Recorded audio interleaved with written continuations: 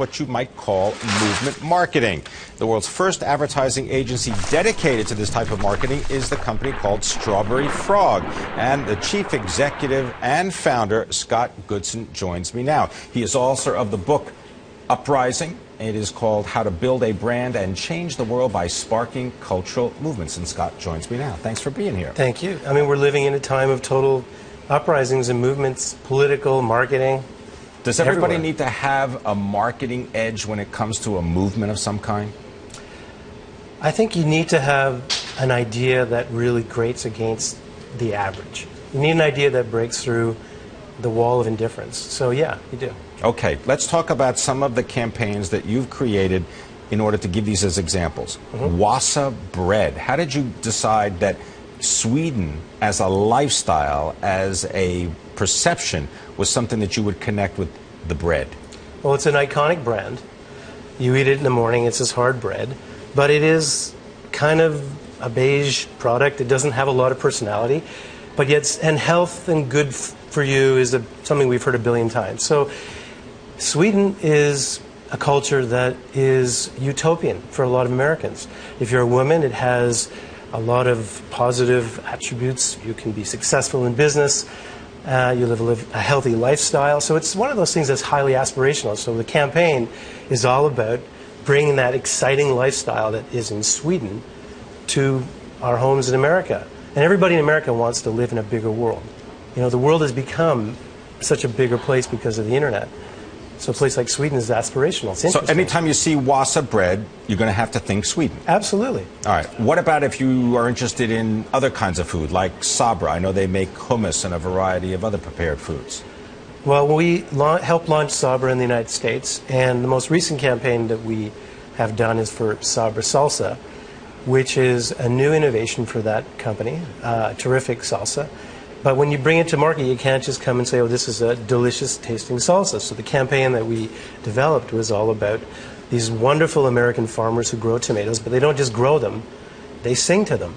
And they sing REO Speedwagon's love song.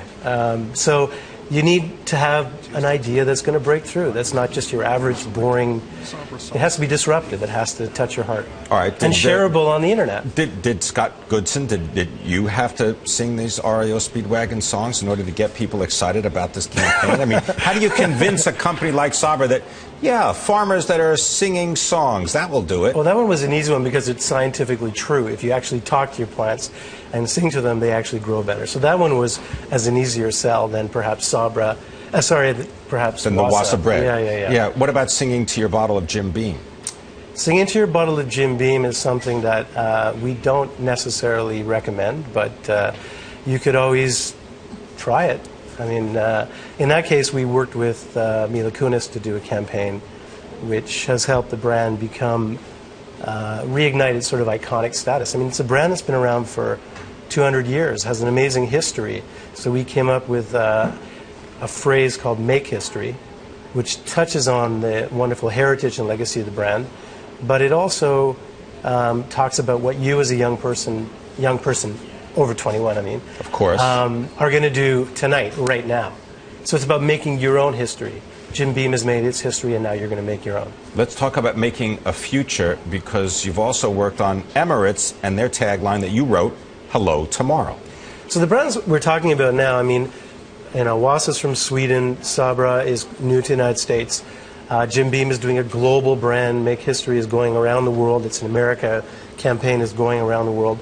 Now, Emirates is a Dubai-based airline that came to the United States a few years ago.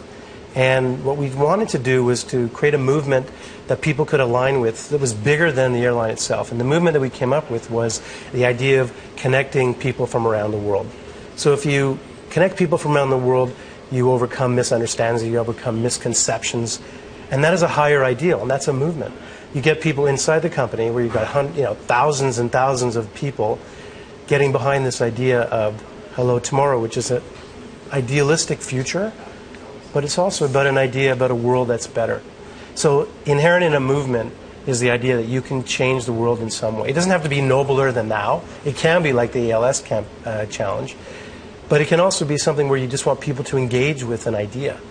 And with Emirates, we want people to align with Emirates because they're, in their way, making the world a smaller place.